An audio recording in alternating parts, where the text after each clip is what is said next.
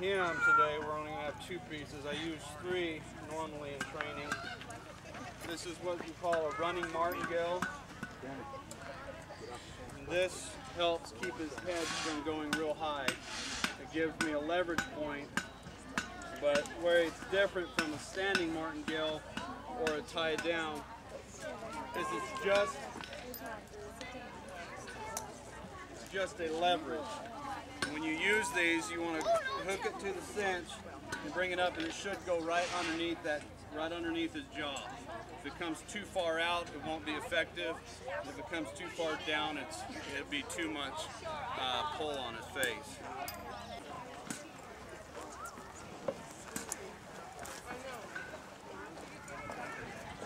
Common problem a lot of people get when they're doing colts is when they step on their horse moves off immediately.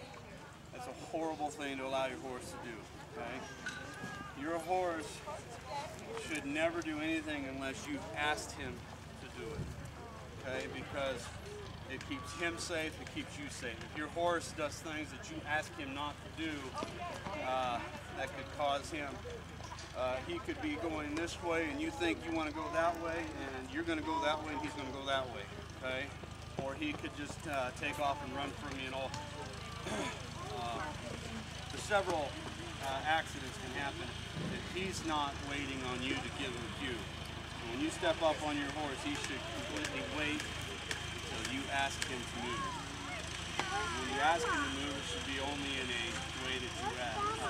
Teach him that first or second ride. Those are probably 2 weeks down the road from starting your horse. Okay? What I'm going to just do is do some maneuvers that I teach my horse. All of these maneuvers are very handy, especially if you're going to be riding your horses in the mountains, opening up fences and so on. If you get up to open a fence, you can side pass your horse. You can side pass your horse around the fence. And my business card and so on says total surrender training.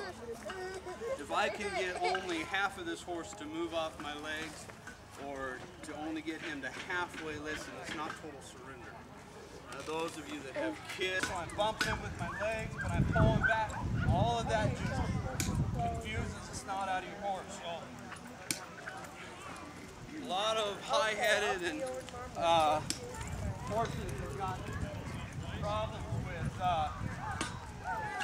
their head being pulled on. It's because people are not completely secure in their riding abilities, and so they pull onto their horse with their reins instead of with their legs.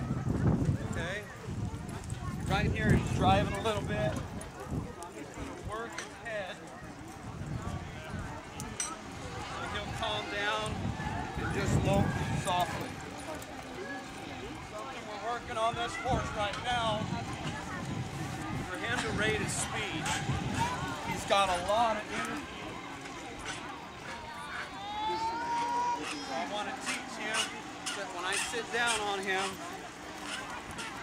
he's supposed to break through the jog. I shouldn't have to have a whole lot of rein in his mouth and then sit down again.